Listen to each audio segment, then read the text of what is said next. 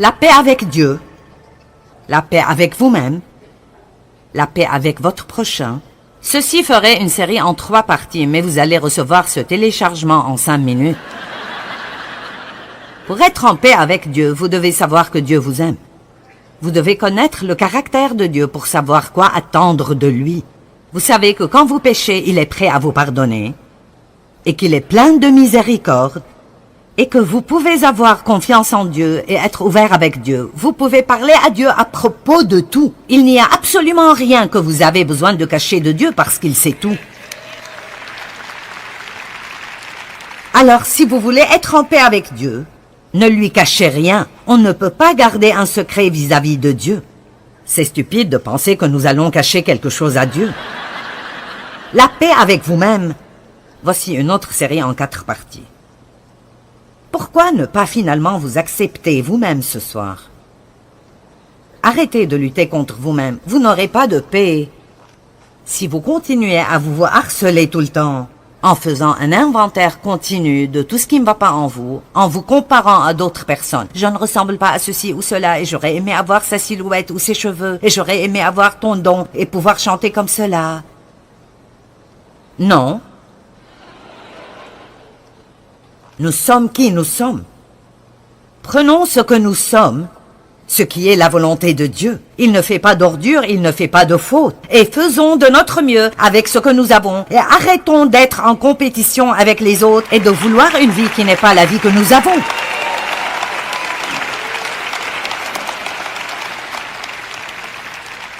Nous pouvons être amers et déprimés toute notre vie parce que nous ne sommes pas comme quelqu'un d'autre, mais cela ne changera rien. Soyez vous-même, tout le reste du monde est déjà pris. Amen. Écoutez, si vous ne vous aimez pas vous-même, vous aurez des problèmes. Parce que où que vous alliez, vous y êtes.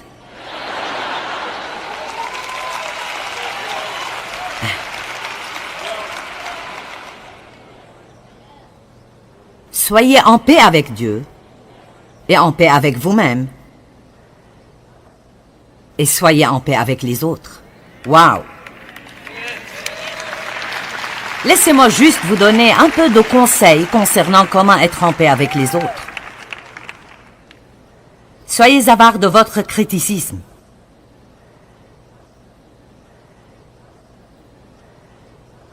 Soyez aussi avare que possible avec le criticisme. Occupez-vous de vos affaires.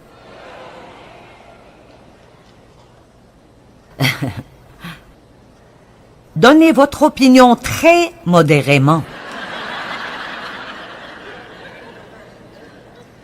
Même quand les gens vous demandent votre opinion, d'habitude, ils veulent juste que vous soyez d'accord avec eux. Je ne suggère pas que vous soyez malhonnête, mais vous devez garder en tête que je dis que même si vous ne donnez votre opinion que quand les gens le demandent, souvent ils ne le veulent pas vraiment.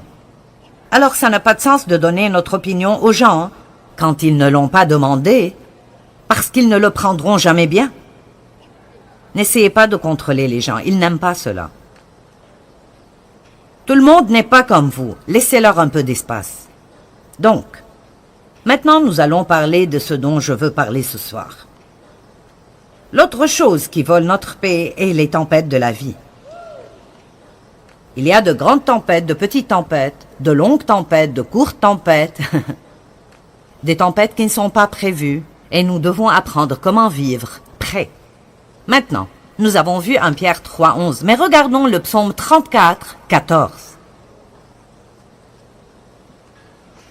Quelle est notre responsabilité pendant une tempête? Ce n'est pas de réparer la tempête. Ce n'est pas de faire que la tempête s'en aille. C'est en fait de nous accrocher à notre paix. Si vous voulez devenir une personne puissante, vous devez apprendre comment vous accrocher à votre paix dans la tempête, et quand vous pouvez faire cela, le diable ne sait pas que faire de vous.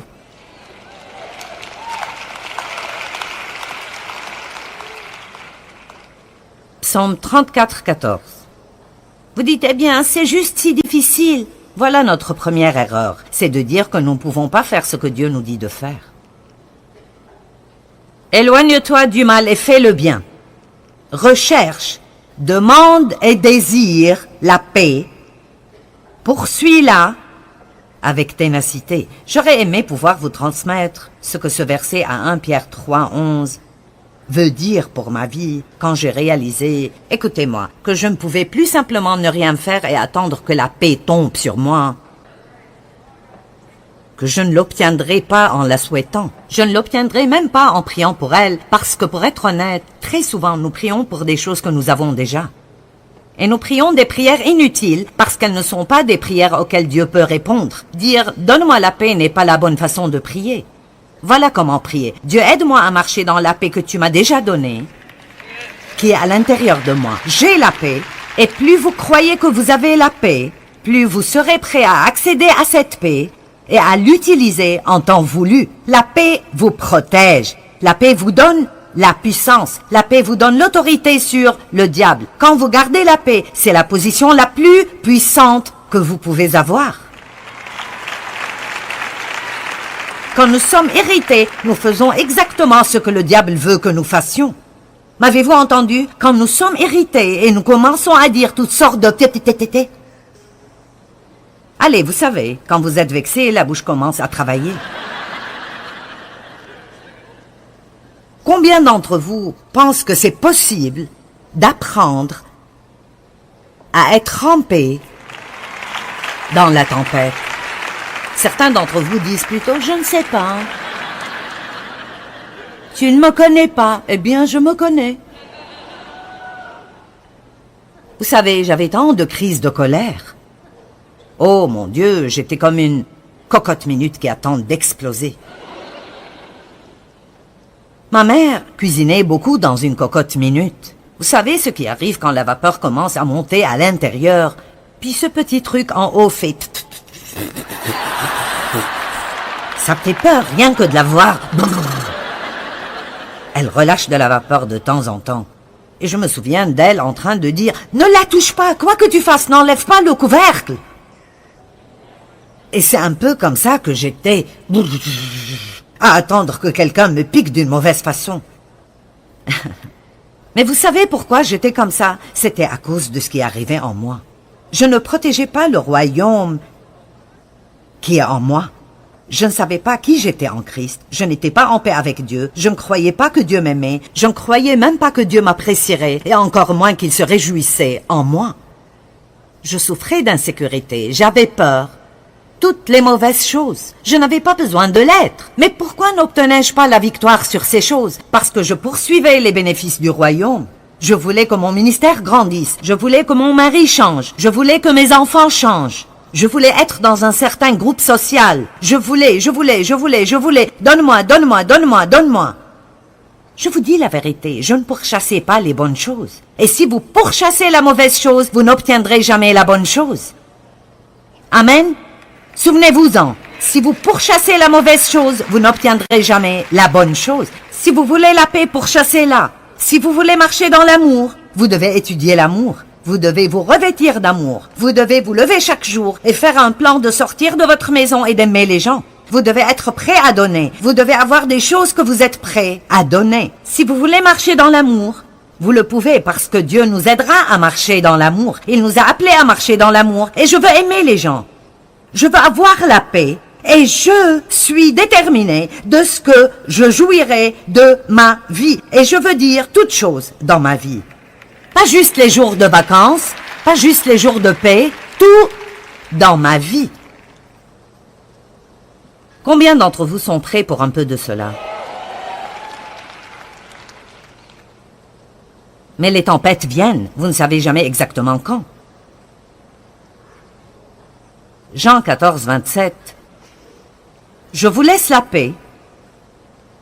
C'est ma propre paix que je vous donne. Je ne vous la donne pas comme le monde la donne. C'est pourquoi ne soyez pas troublés et n'ayez aucune crainte en votre cœur. Maintenant, combien d'entre vous voient cette phrase suivante?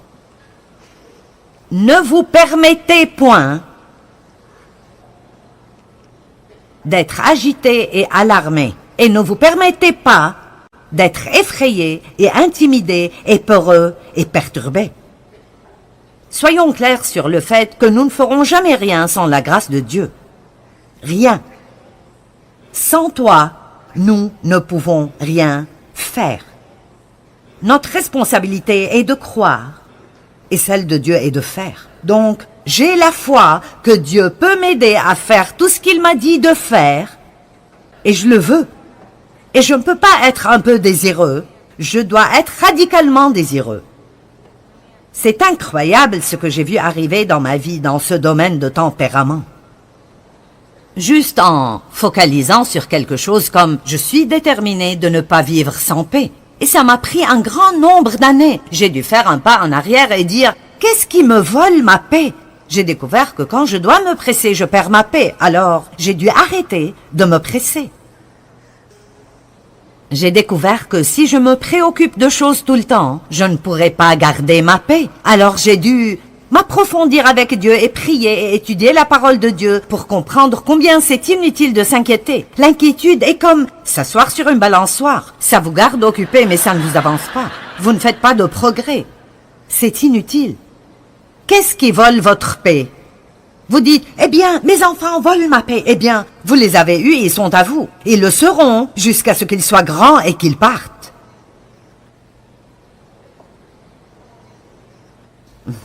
Désolé, c'est... Vous les vouliez. Ces enfants me rendent complètement fou. Eh bien, oui, les enfants peuvent être un défi. Vous avez 3 ou 4 adolescents dans la maison, vous aurez... besoin de chacun de mes livres.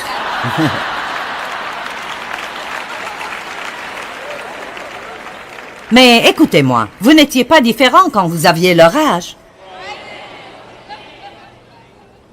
Excepté ces quelques-uns d'entre vous qui étaient angéliques quand vous grandissiez. Je veux dire, combien d'entre vous ont fait des choses doublement plus stupides quand vous étiez enfant? Je faisais des choses stupides, comme retenir mon souffle jusqu'à ce que je m'évanouisse. Jouer à éviter les voitures sur la route. Mes amis et moi, nous nous couchions sur la route pour voir combien la voiture approcherait avant que nous nous échappions.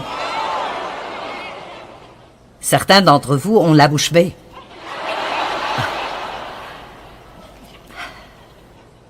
J'étais très courageuse en ce temps, je n'étais juste pas intelligente.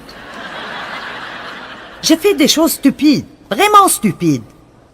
Vous secouez tous la tête à ce propos. Qu'avez-vous fait?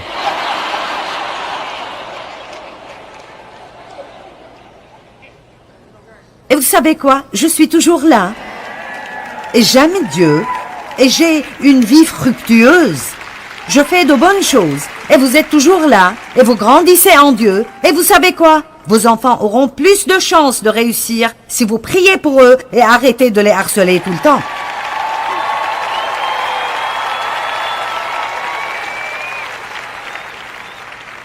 Gardez la paix. Vous savez, nous pensons que nous ne le pouvons pas. Je n'y peux rien. Ça mérite simplement, je n'y peux rien. Vous savez, ayons un moment de vérité. La vérité est que nous pouvons nous contrôler si nous le voulons vraiment. Si vous fréquentez les bonnes personnes, vous n'agirez pas comme vous le faites à la maison parfois. Allons maintenant, c'est un moment de vérité, vous savez.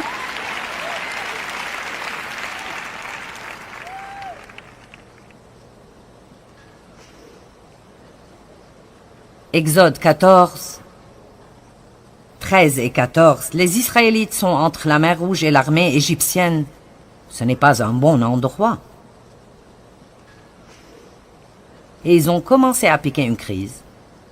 Et Dieu a dit à Moïse de leur dire « Hey, gardez votre paix. Gardez votre paix. Gardez votre paix. Et Dieu luttera pour vous. » Vous voyez, quand nous gardons notre paix, nous disons en fait, avec nos actions, « Seigneur, j'ai confiance en toi. »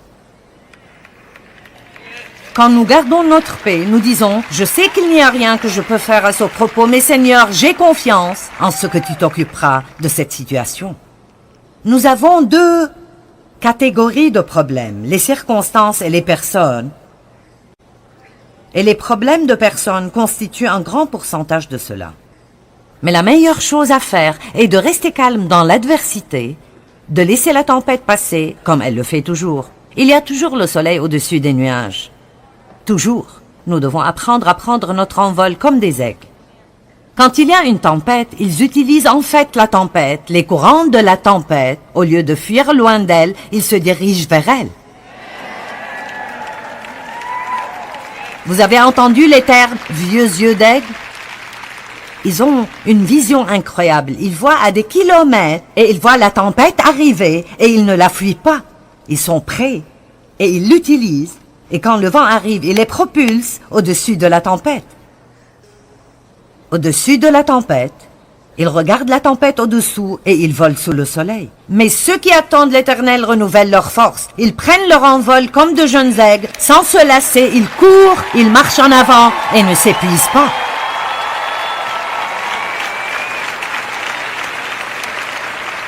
Dieu ne nous a pas créés pour avoir peur de tout et fuir tout le temps.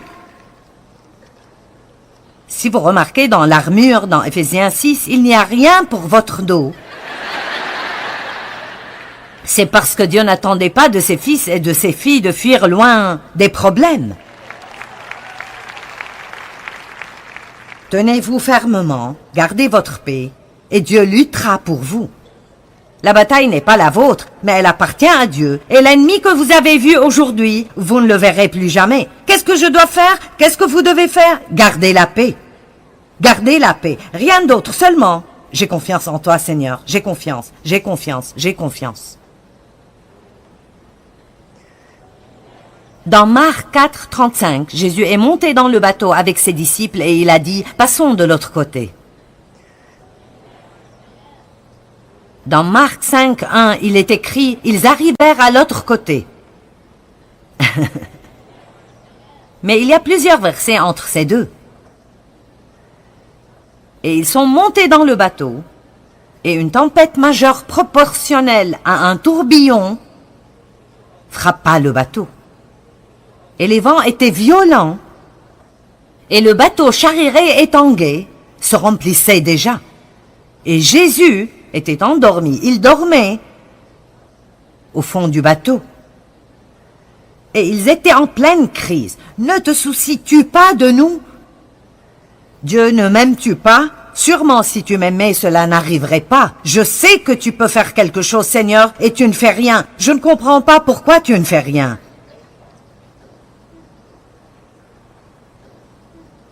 Et Jésus les a réprimandés à cause de leur manque de foi. Aux gens de peu de foi, il a calmé la tempête, les a corrigés. Dans le chapitre 5, verset 1, ils sont arrivés de l'autre côté. Et vous savez quoi? Quoi que vous traversiez, ça passera. Vraiment, ça ne durera pas pour toujours. Plus vous vous dites cela, plus ce sera facile pour vous de dépasser. Et je sais que si vous souffrez maintenant, ce n'est pas vraiment encourageant du tout. Vous dites, ne me dites pas d'être en paix et heureux. Tu n'as aucune idée de ce que je traverse. Je ne sais pas exactement ce que vous traversez, mais vous savez, j'ai traversé beaucoup de choses vraiment dures. Quand je traverse des temps vraiment difficiles, l'une des choses qui m'aide vraiment est de penser à quel bénéfice je pourrais en tirer quand c'est terminé. Qu'est-ce que nous obtenons quand nous traversons ces moments vraiment difficiles? Je vous dirai un nombre de choses que vous obtiendrez à la fin. Numéro 1, vous êtes plus près de Dieu que jamais. Ne vous dis-je pas la vérité? Combien d'entre vous ont traversé, en tant que croyants, vous avez traversé des situations qui relèvent du cauchemar, et vous pouvez honnêtement dire qu'au bout de cela, vous avez connu Dieu d'une façon dont vous ne l'avez jamais connu auparavant. Puis-je vous dire que c'est un grand bénéfice? C'est le meilleur bénéfice au monde. La deuxième chose que vous obtenez est plus de compassion pour les gens en peine. Ça fait vraiment mal quand vous voyez d'autres personnes être en peine parce que vous avez eu ces mêmes genres d'infirmités. Nous avons un grand prêtre qui comprend parce qu'il a souffert dans tout point et il a été tenté dans tout point, tout comme nous, et il n'a jamais péché, mais il comprend.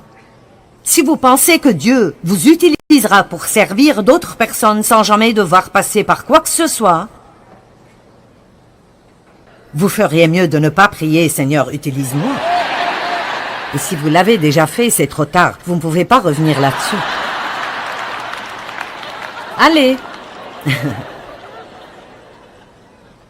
Si nous n'avons pas d'expérience, nous n'avons rien à dire.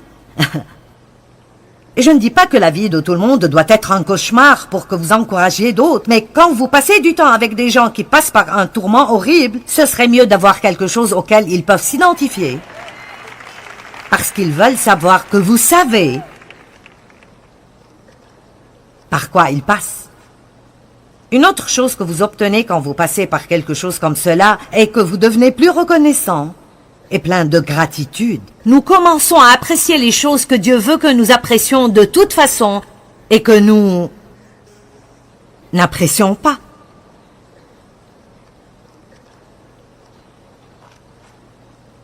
La chose suivante est que vous devenez plus fort. Plus fort. Ouh. Quelque chose arrive dans votre âme. Joseph a eu des moments difficiles. Mais ce qui est intéressant dans la Genèse est que peu est dit à propos de cela. C'est vraiment un peu comme si, vous savez, il a été jeté dans un fossé et vendu comme esclave. La femme de Potiphar a menti à son sujet et il est allé en prison et tout allait bien. Vous savez, youpi youpi. Et un jour, il s'est retrouvé dans le palais. Et je commençais à penser à cela. Il y a sûrement plus à l'histoire que cela. Je veux dire, pour sûr, c'était difficile pour lui de passer par les choses qu'il a traversées. Et j'aurais aimé que la Bible nous dise plus à propos des choses tourmentantes que certaines de ces personnes ont traversées. Elle le fait avec Job et avec David. Mais avec Joseph, je pensais qu'elle ne disait pas vraiment beaucoup. Mais après, j'ai trouvé un secret dans le psaume 105. Regardons le psaume 105, versets 17 et 18.